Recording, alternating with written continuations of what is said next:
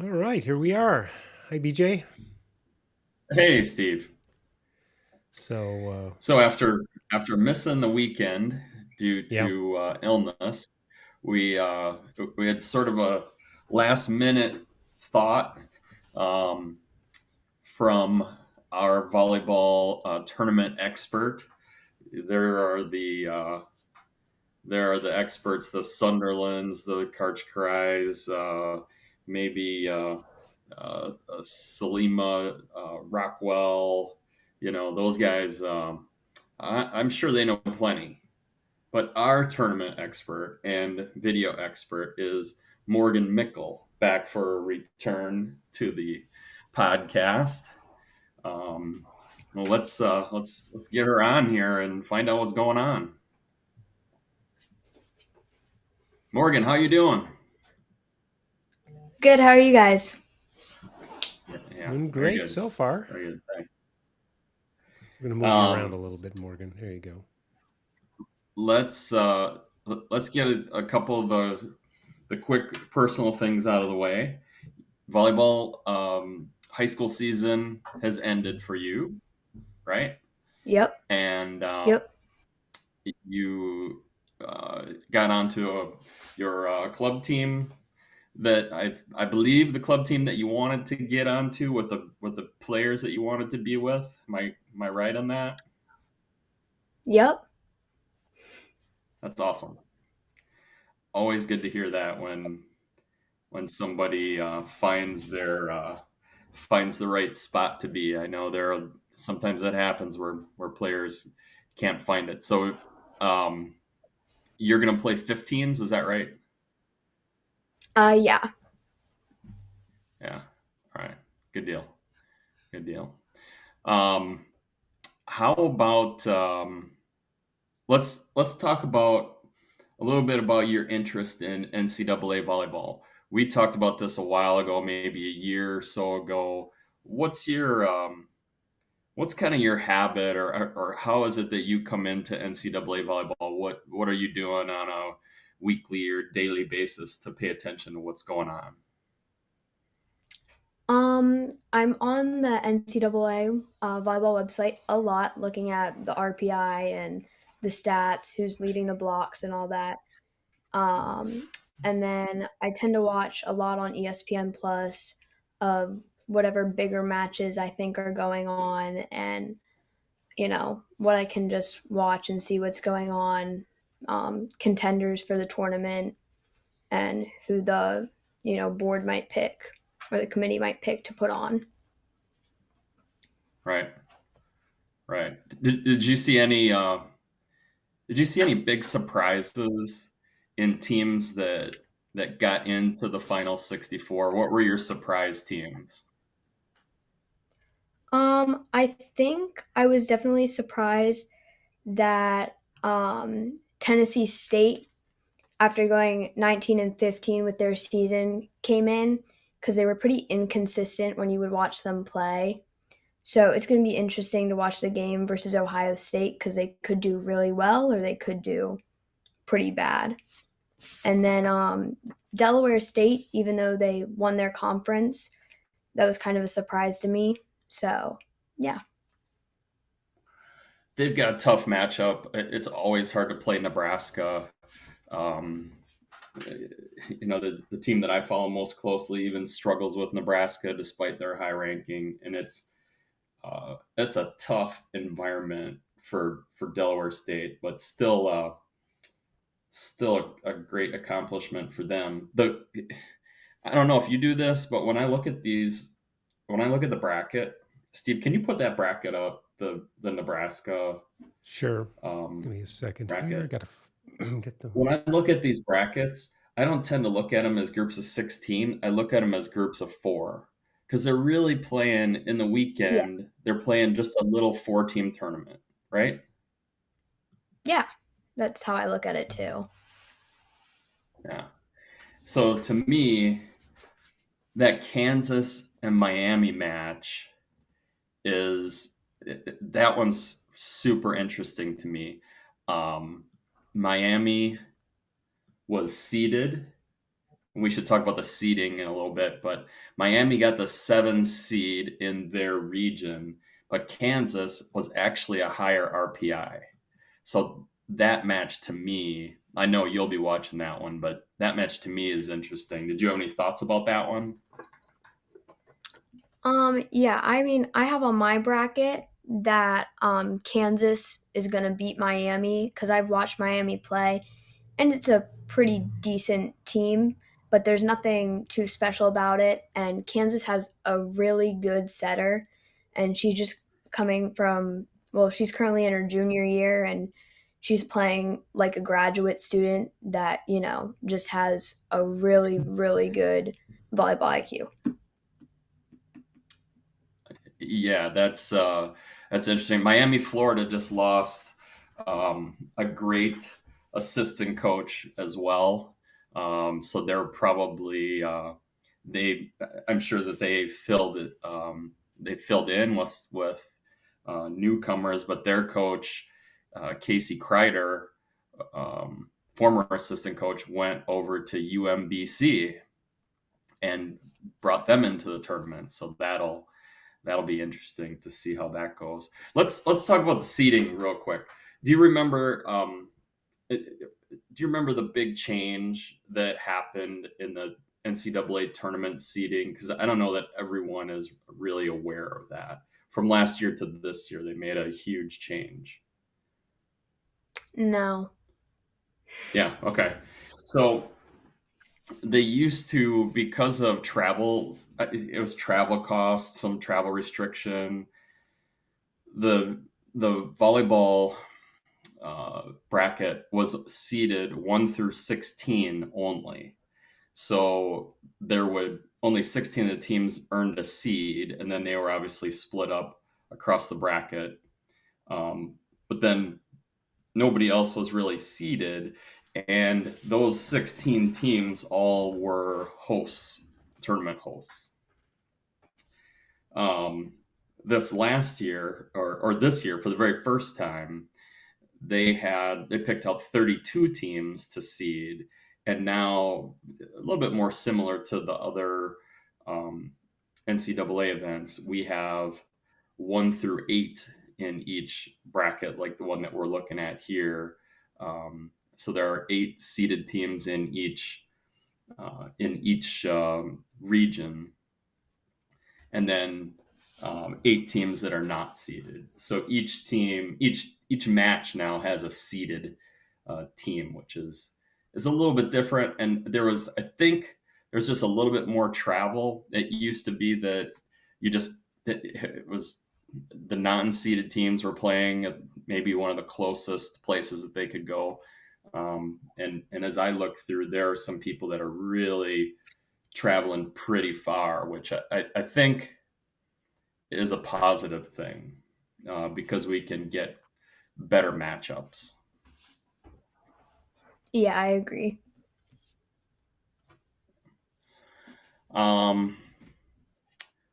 What other matches out of this list in this region are interesting to you?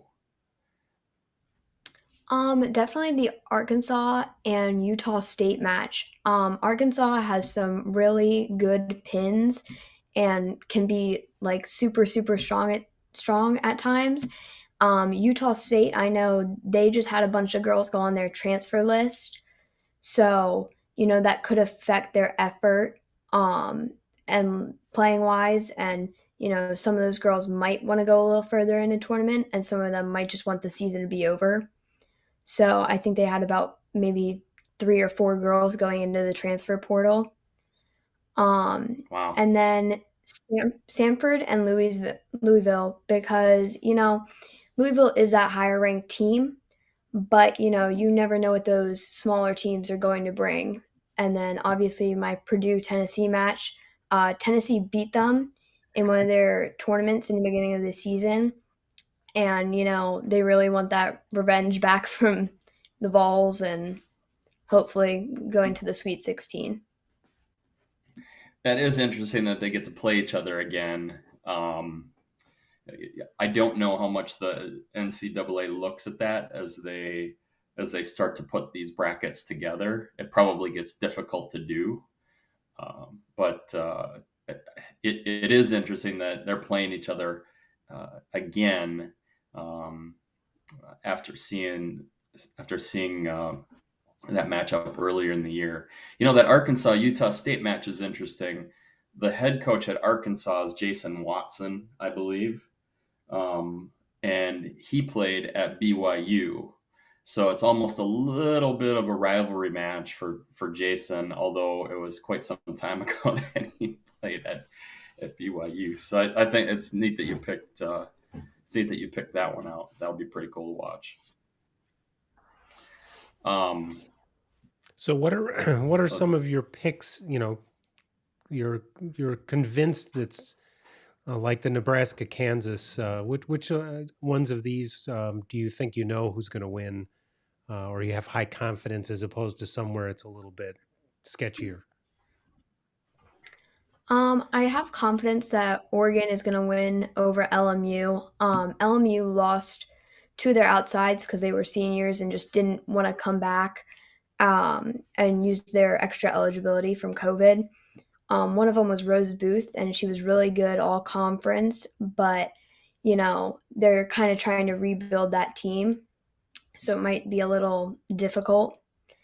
And then Baylor is having a pretty inconsistent season, but I think they're definitely gonna, kind of crush SFA. So, yeah. Yeah, that's a tough matchup for SFA. Having to go to Baylor, pretty good place to play.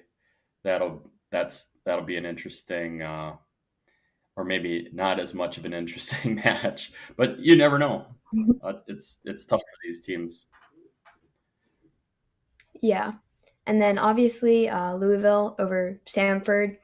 I mean, I do know, I said that, they don't know what can happen, but with how they're doing and at least AVCA rankings, I think they're going to go pretty far in the tournament. And it's Steve, you can move Tennessee over. I'm sure that's who Morgan's picking. No. Put that back, please. Morgan's a Purdue fan. Yeah, I think I'll do this because I know we're going to honor Morgan's choices here. Yeah. Dan is chiming in, wondering who she's going to pick in the Arkansas Utah State match. Arkansas. Okay. You're gonna get your allowance this week still. That's a good choice. And Colorado and Rice. That's interesting to me. Rice is one of those kind of tricky teams. I never really know much about them, but you see them pretty often in the tournament. Yeah, I know that last year they beat Texas, and that was a really big turning point. But, I'm pretty convinced they're going to win with their 26-3 season. So, they're putting up really good competition, and the team's growing really, really well. So, right, Colorado was 44th in the RPI and Rice at 15. So a little bit of separation there, but still probably a good match. Yeah. Well, Steve, let's flip down to let's pick another one of the regions. We don't need to go all the way through each one, but let's go and get Morgan's thoughts on. Did I get that right? There. You picked Rice there. Yep. Yep. Okay. All right. Let's see. How about here? Oh, your favorite. Hang on, I didn't publish it yet. There you go. Who are you picking on that top matchup? I know the sentimental choice, but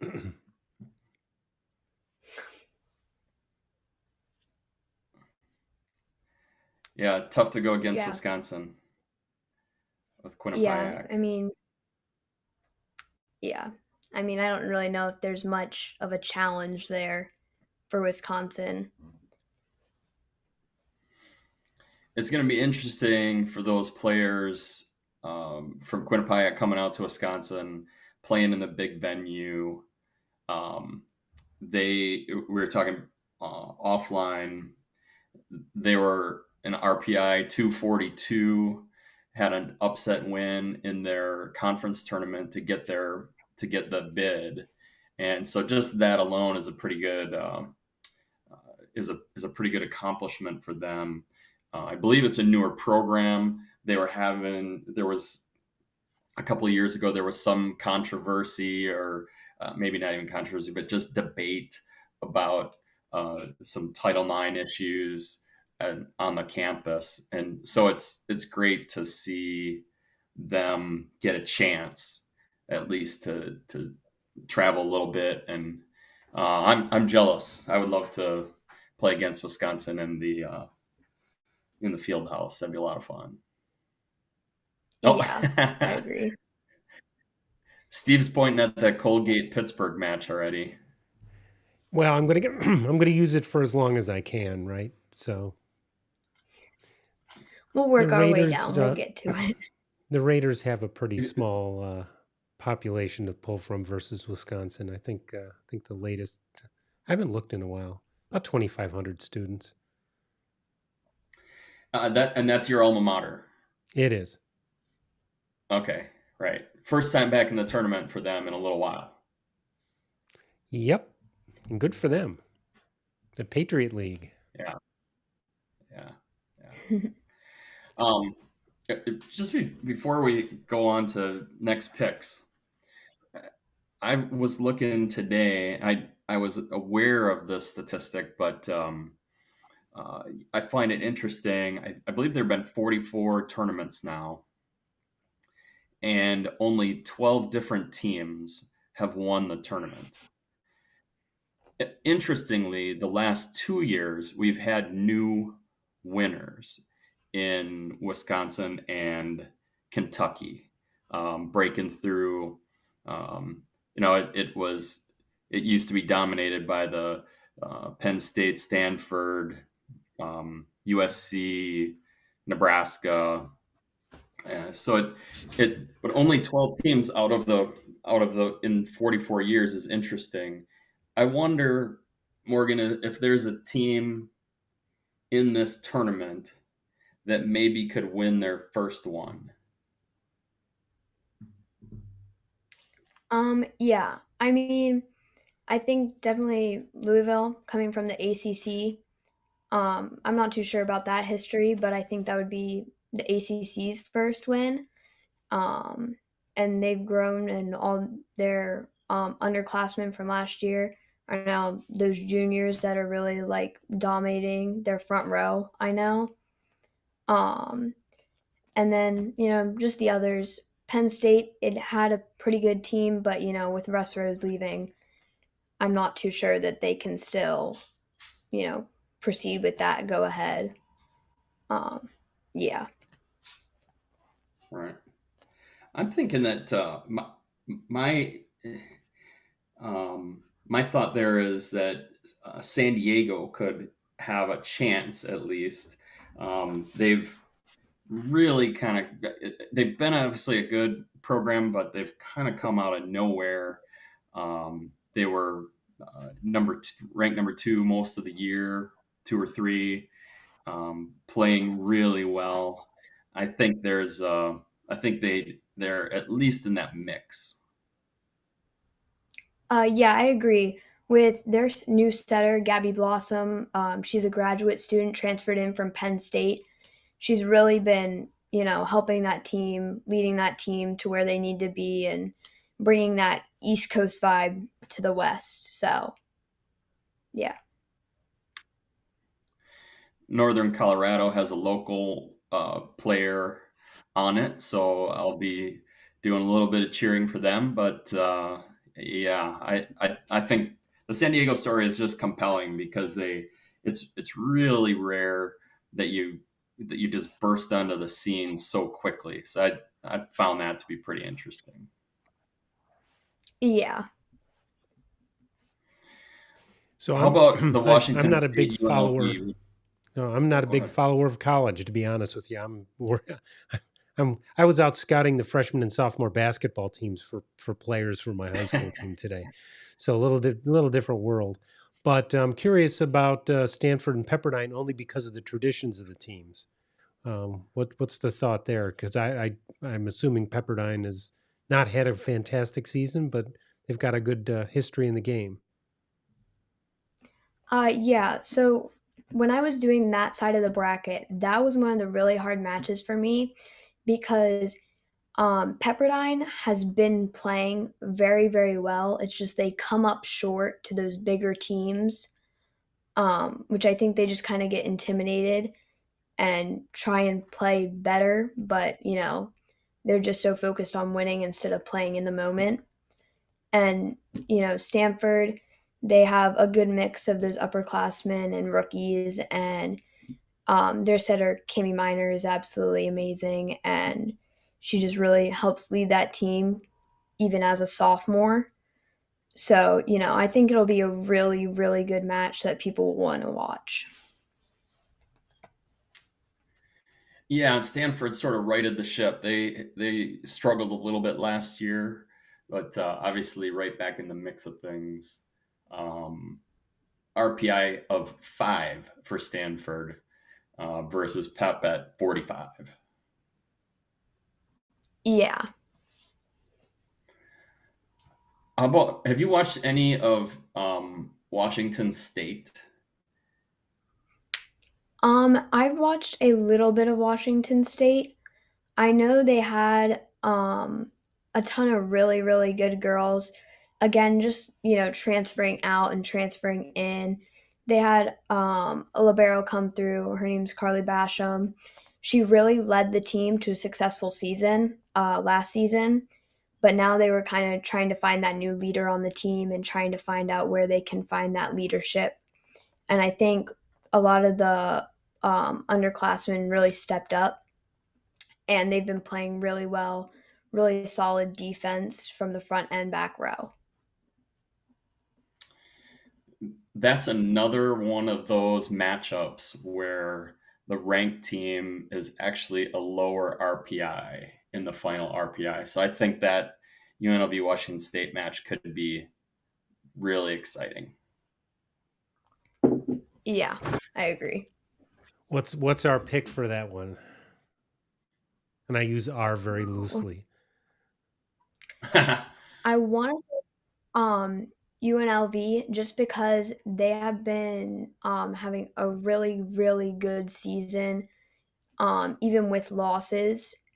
Um, and they, again, so many transfers have been happening in the past 2 years trying to use up that COVID eligibility.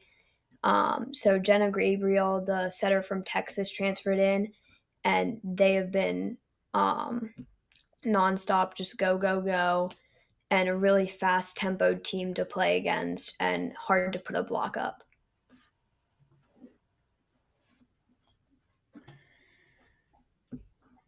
I'm a Western Kentucky fan just because of the coach. It's amazing to me at their school and in their conference that they've been as good as they have for as long as they have.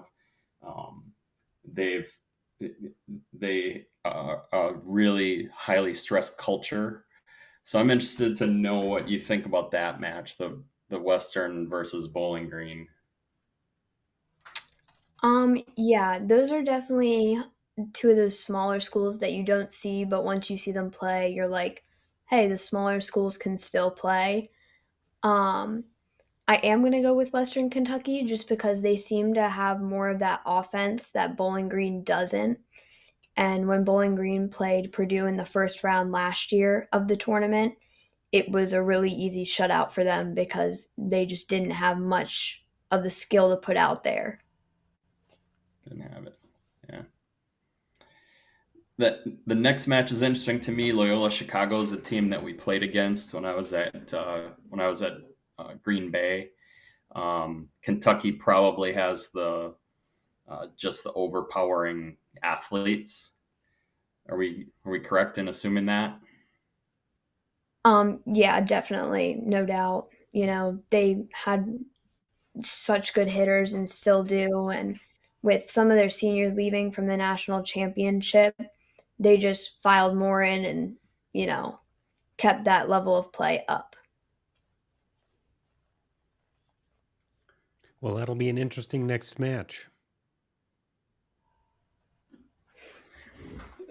The, this one, yeah, no kidding. The Western Kentucky and Kentucky. That's and they probably know each other pretty well. I'm guessing. I don't know if they played each other, but normally, um, you in the early season you get to play those types of close matches, or maybe in the spring you get to play those types of close proximity matches.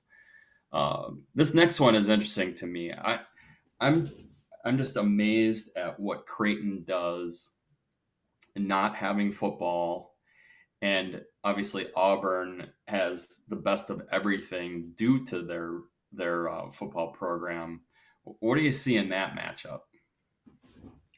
Um, I automatically kind of just went with Creighton because they've been getting better, kind of like San Diego. I mean, I don't think they will be as good as San Diego, but I think they're definitely growing to become a bigger volleyball school. And Auburn was just kind of one of those random picks that I don't think really anybody expected to go in because they were just kind of still that low level, regular play, regular win loss, you know, team. Yeah, the coach at Creighton, Kirsten Bernthal Booth, is just incredible. A great listen on. She's been on a couple of podcasts that I've listened to. Uh, really super ethical, and program oriented coach. So um, I'm kind of always rooting for them. How about Yeah. South Dakota, Houston? I don't know anything about South Dakota or Houston. Once again, Houston played um, Purdue, and it was actually a pretty tight matchup. And so I'm gonna go with Houston just because South Dakota is another one of those little random picks that you wouldn't expect. So maybe they could be good, but I don't think anybody has really watched them enough. So Yeah, it's tricky. I mean, the coaches all have access to their matches, so they can get a pretty good scouting report. I'm a little bit. I think it's neat to see those AAC schools, UCF, Houston, um, starting to crawl up the ladder a little bit. Um, yeah, how definitely, about it's this definitely one's expanding. Yeah, yeah. You and with the you think that's somewhat because of the portal? I mean, we're seeing a lot of players that are moving around. I know it's been an odd couple of years. I just wonder if that continues to go on. For players that maybe they're not getting to play. So rather than being the second or third setter at Nebraska, maybe you go to a Houston or a Creighton or somebody like that. That's not that they're a lesser school, but a place where you might have a chance at playing. Yeah, definitely. I know the transfer portal the last like 3 years has been blowing up. If you look at the list, there's a lot of girls that you recognize from bigger schools, and you're kind of confused. Why are they leaving? But then you realize that you've never really seen them on the court playing, or when you did, they were really good. The coach just didn't put them in as much as you thought they would. So I I'm know. seeing a lot of front row going into the transfer portal now, less of the defense players, a lot more of the setters and, outsides going in and transferring to another school. It's been interesting to me because I've spoken with some coaches from maybe a little bit farther down the RPI listing, and they sort of like the transfer portal. Whereas I've heard a lot of top coaches or former, top 10 coaches saying they don't love it. And I can kind of see why. But what do you think? I mean, do you think it's better or worse for our sport? I honestly think it's better. I think a lot of those top 10 coaches, I think the social media aspect puts a damper on it because maybe that program isn't good enough, and that can definitely put you know, something between you and your recruits if they find out something and they're like, well, why did they transfer out? Is there something going on within the program? So I think it's mostly that. I think it's good just because it gives, players the chance to, if they want, go somewhere that they feel more comfortable or feel, I guess, more wanted or feel like they're going to learn more, play more at. Yeah, for sure. And how about Hawaii and LSU? That's another one interesting. It's no matter where Hawaii has to go, it's a long trip. But Yeah. I think they're probably, I mean, they're both going to have to do some traveling to get to Stanford. So it'll be interesting to see where do you have that match. I have Hawaii winning the match, but that's another one of those toss-up matches because LSU at the end of their season became pretty consistent and finally found their rhythm. So who knows if it could carry on to the tournament or it could become that, kind of seesaw back and forth rallying points. And so, Yeah, again, we'll see what happens. RPI. Hawaii was 36th in the RPI. LSU is 48. Not that far of a difference. And LSU, like you said, pretty battle tested, playing in the SEC. Um, Overall, maybe the Big West isn't quite as strong of a conference. Yeah. Yeah, definitely. All right, Steve, pick out another bracket for us. Oh, we never finished this one. No, we All left right. this one kind of wide open.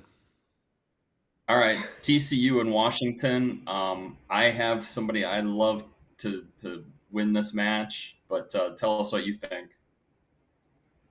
I'm gonna go with Washington. They've had a pretty on and off season. Um, Setter was kind of injured for some of it, came back, injured, came back. Ultimately, she's still playing and one of the best setters in the Pac-12. So, that definitely is impacting them, and they're getting more recruits that are at a higher level and trying to kind of build that program. Yeah, Washington and TCU 37th and 39th in the RPI. Pretty similar records. Both of them having played big matches. That's a tough match. Yeah. Yeah, yeah. UCF and Yale. It's always interesting to see the Ivy League team that makes it. No scholarships for the Ivy League players, or no athletic scholarships, I should say. UCF, incredible coach there, and Todd Dejanay, who's he's been there, and we've watched that program gradually continue to move upward and get big recruits. So, what are you thinking about that matchup? Um, I'm putting, everything on UCF. Yale has some pretty good players. I've seen some of them play in outdoor. But UCF, McKenna Melville, is just absolutely, I think she's one of those players that could be nominated for National Player of the Year. I mean, I don't think she would win it because a lot of people don't know her name, but she definitely is leading that team and, becoming the big leader. So, yeah. Awesome. UMBC Penn State. What are your thoughts? Penn State, UMBC. I watched them play against Miami, Florida, and it was, they're Miami and them are about the same level. So I think Penn State, and since they're now running, um, in a sense, a 6-2, mixing up their setters and just playing different players and trying to get that mix in, I think they're going to do really well and kind of finally find their rhythm within the tournament. Yeah, UMBC first year coach coming from Miami. Um, so it's going to take a little bit to get established there. Uh, Great to see them in the tournament, though, at least as far as I'm concerned. This next matchup, the Florida A&M, is really what we used to see a lot in the tournament before the seeding. It would be a school that's close going to a much higher ranked school just based on travel. But I think Florida is a great program. I wonder if Florida A&M is happy to travel so little, or if they would much rather travel across the country and play somebody that isn't quite as powerful. Um, yeah, I mean, with Florida, they just won the SEC, and Mary Wise has been coaching for a pretty good amount of time and knows what they're going into. And once again, they're one of those programs that gets a lot of transfers in. So, AC Fitzpatrick coming from Penn State, she just absolutely dominated every team. And so Florida A&M, they don't really have, I've watched one of their matches, they don't really have a staple player for them. So it was definitely, the coach was kind of just putting in whatever outside could go in and he thought would get them a few points, and then, try and build up the consistency to a point where they could win a set. So going with Florida there, how about Florida Gulf Coast and Iowa State? Well, that's another Florida Um, team not traveling far. yeah, I know a lot of people were worried about that part of all the Florida teams playing together. Um, FGCU, another one of those growing programs that has a lot of potential but just isn't very known. But with Iowa State beating Texas and, being that one team to beat them to ruin that undefeated season, they definitely kind of have that confidence that they can go in knowing they beat Texas and they can probably beat, another team. Yeah, those two teams really close in RPI. Iowa State 31, Florida Gulf Coast 33. So that's really for an ASUN team. That's pretty high RPI ranking.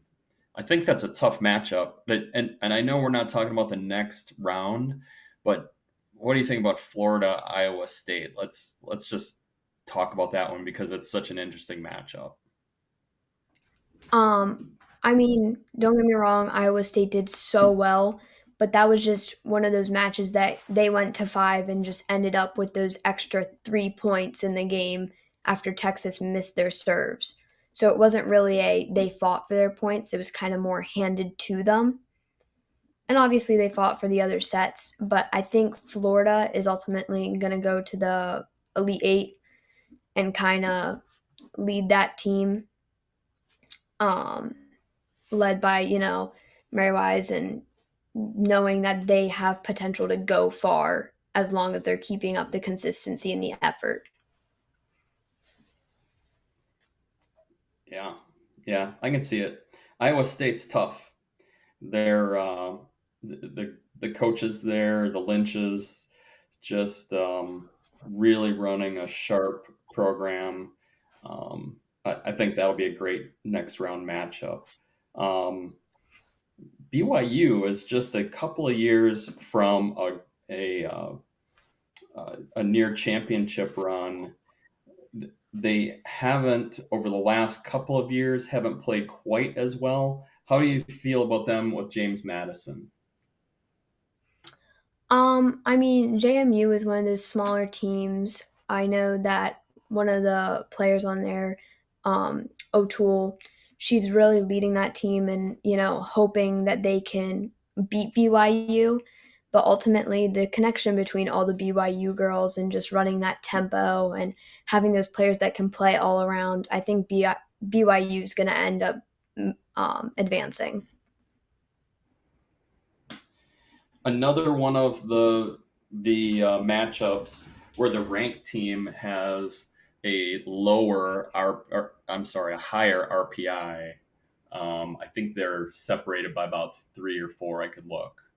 Um, yeah, James Madison 21, BYU 26. So a close matchup in my mind. Yeah. Do we have one bracket left, Steve? We must. We do. It's right there. Ah, yeah. This one's fun. All right, Yeah, I let's think start this is running one of them my down. favorites. Yeah, this is your Um, favorite? Yeah, I think it's just a really good competition bracket. I think the Nebraska bracket, the bottom right quadrant, was just a little easy for Nebraska, and they might just end up advancing over Louisville if that happens. Um, but Texas, I mean FDU, just coming in, a decently new program. They're trying to build it, but you know, I think Texas just has that, all the athletes and the athleticism that isn't really comparable. I'm guessing, I don't know because I haven't looked at all of the RPIs, but at 266, probably the lowest RPI in the tournament. Yes, but a little known little known fact on Fairleigh Dickinson, they are Oh, they're one of their alums is the tallest chiropractor in the world. come on. He's my chiropractor, and he's 7'2". So there you go. All right, a little personal trivia. uh, Towson is a team. I'm going to bet Towson, that not many Towson, people know. Towson for the Towson people. I've always said Towson. Towson. Maybe that's my Towson. Wisconsin accent. There you go. Towson. I'm gonna have to change that in my head. Towson. Um, I'm gonna guess not many people know a lot about them. Although RPI at 32. Um, what do you think about them playing Georgia? I think from watching Georgia against Arkansas, I think that Georgia was playing really, really well. But I think it was another one of those moments where they just had that confidence in them. And Towson, um, 29-1, winning their conference. I haven't really watched them play, but from what I've heard, they have a pretty good offense. But I ultimately went with Georgia because the FCC is a little bit of a tougher conference, in my opinion. And so, even though they went 22-7, they're a part of one of the better conferences across the country. Yeah, for sure. And I think those as well are flipped with their RPI. So two teams pretty close to each other. That will be an interesting matchup for sure. This one is interesting for me, having played against Wright State 3 or 4 times. What do you think about these two teams? Georgia Tech has definitely been a really, really fun team to watch. Julia Bergman, their star outside, is just, she is one of those top contenders for National Player of the Year. And I don't think she knows it, but she's definitely just playing her game like she would usually do it. And Wright State, just one of those smaller programs that, you see on the bracket, but, people kind of think automatic loss. Like, you're playing Georgia Tech, who is in the ACC, and playing Pitt, and had a really, really tight match with them. Yeah, Wright State's dealing with a first-year head coach as well, although they did obviously win their conference, the Horizon League. So it's an interesting matchup, but I think you're probably right. Georgia Tech's just going to have the athletes, if nothing else.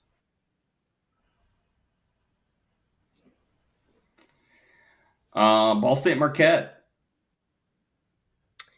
Yeah, this is another one of those pretty tough matches to choose between, but I went with Marquette just because of their record, and they seem to have a pretty good sense of where they are on the court and how to finish through.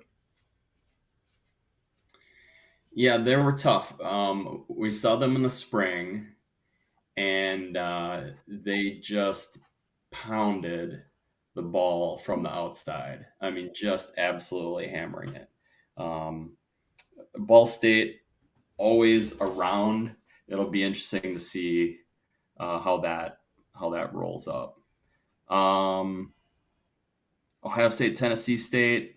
Ohio State hosting. What do you see there?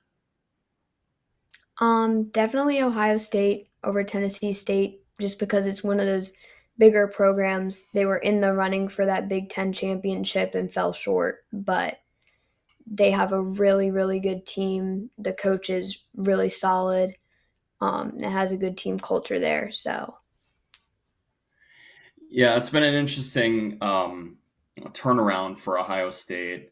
They were decent and then slipped, uh, having changed coaches just like maybe 2 or 3 years ago, and it's interesting to see them back so quickly. So good for them. How about High Point and Southern Cal? I've heard a lot about people thinking that High Point might upset USC, but Ooh. I'm gonna ultimately go with USC just because it's one of those bigger programs that, everybody in a sense knows. They have that NCAA tournament, history that kind of goes along with it. And so, again, more transfers in, and they're definitely bigger transfers, not, just kind of neutral. They're definitely those better star outsides, middles, D specs, liberos. This next one is interesting for me.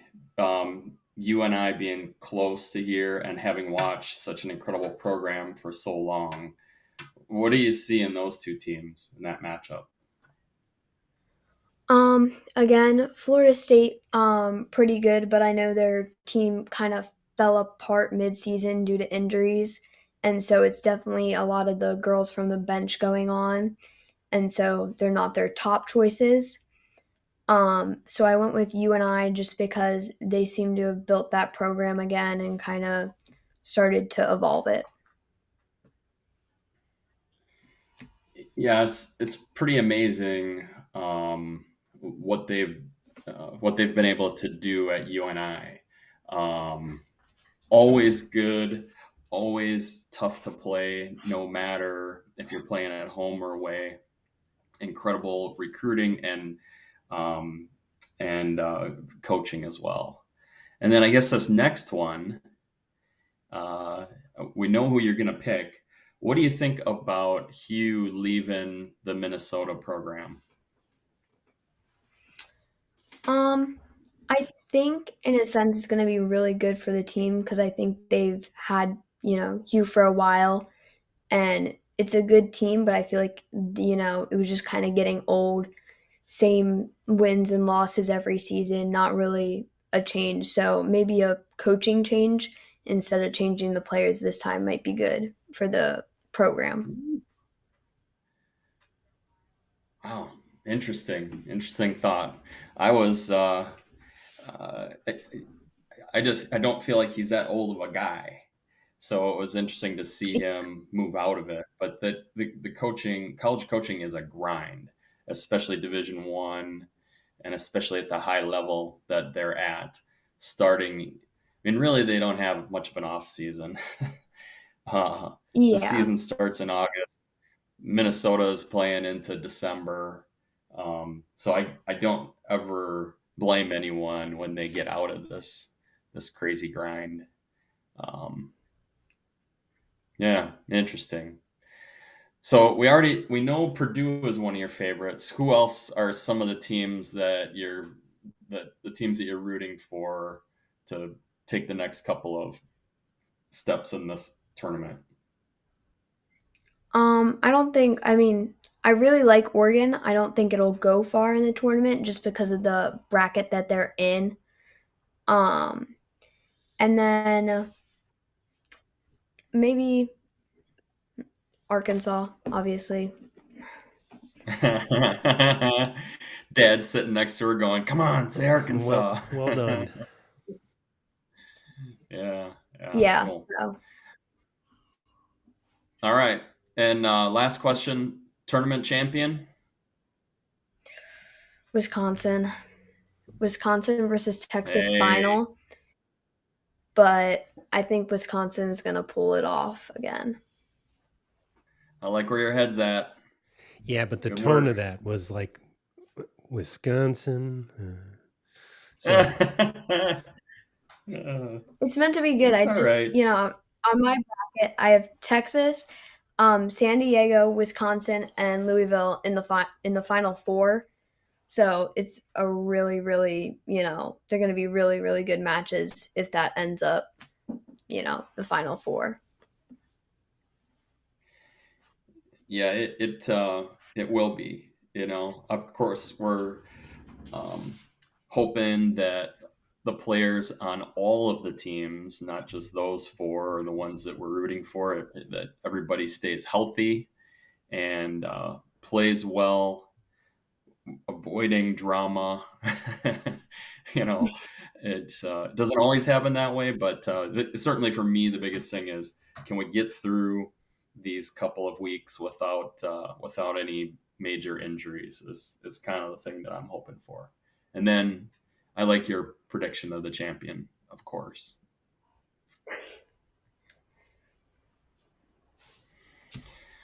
Well, Morgan, any final thoughts on the tournament? You're going to be watching on ESPN Plus 24/7, I would assume. Um, Yep. yeah. Will you watch? How many of the tournament matches will you watch? I mean, the first weekend is tough because there are so many matches to watch. But will you dip into a little bit of each one of them? Yeah, probably. Just probably not gonna lie. Probably will have multiple screens on and watching like four matches at one time. But yeah. what's the biggest part of your game you're trying to work on? Let's take it out of the tournament for a second. Um, my game probably using my hands because I don't like using my hands, so I just kind of do a little bit of a tomahawk and hope it goes up. So we're trying to work on that a bit. It's a great skill.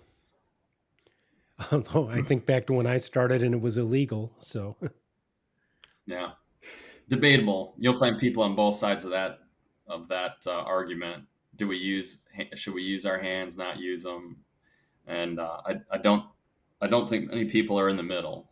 I think a lot of people are either yes, use them, train it, use it, and some other people don't even bother training it. It's always interesting. frustrated my son. He Yeah. learned the old school techniques just in time for everything to change.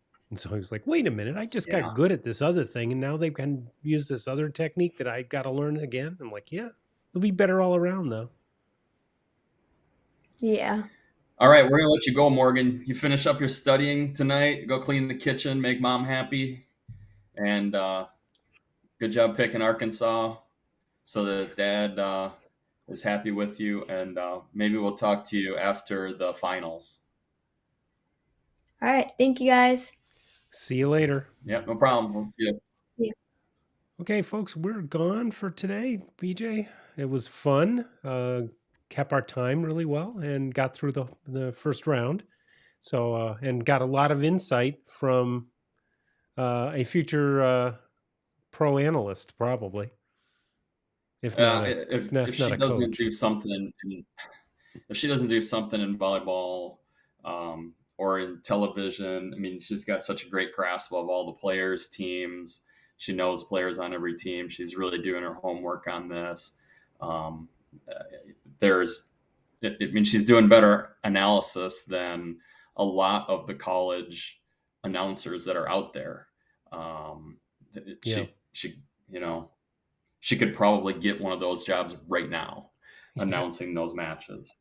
yeah. Uh, it would be pretty easy to imagine. But yeah, it was great to have her on for sure. Well, look, we'll get together and do our catch up on our Turkey Day plan and some other things we're trying to do. So we'll be talking about rotations, hopefully in the near future.